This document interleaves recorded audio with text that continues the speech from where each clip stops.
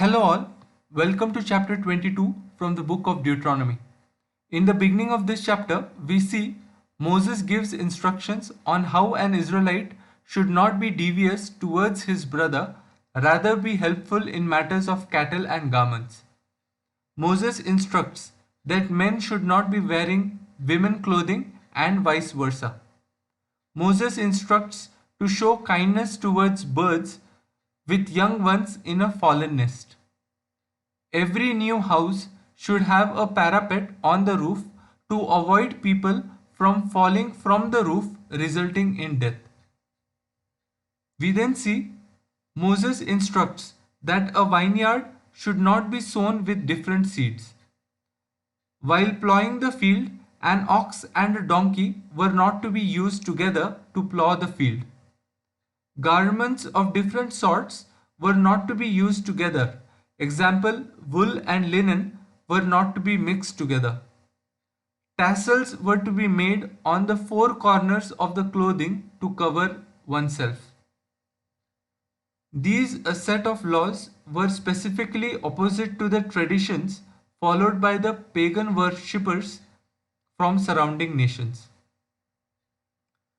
Coming back to this chapter, Moses instructs if a man marries a woman and states that she is not a virgin, then this matter was to be taken to the elders. The elders were to be given proof by the woman's parents about the daughter's virginity. If the woman was found to be innocent, then her husband was to pay her father 100 shekels of silver.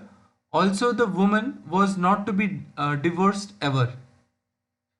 In case the husband was right, then the woman was to be stoned to death at the door of her father's house. We then see if a man lay with a married woman, then both were to be put to death. If a man visits a city and lays with a betrothed woman, then both the man and the woman were to be put to death. This was because the woman did not scream for help and the man violated other man's wife. However, if a man rapes a woman, he was to be put to death and not the victim. If a man rapes a woman that was not betrothed, then this man was to pay her father 50 shekels of silver. Also, such a man had to marry the victim and was not allowed to divorce her as long as he lives. Towards the end of this chapter, we see a man was prohibited from marrying his father's wife and also have sexual relations too. This is how the chapter ends. I hope you have enjoyed the video. Until next time, may God bless us all. Bye bye.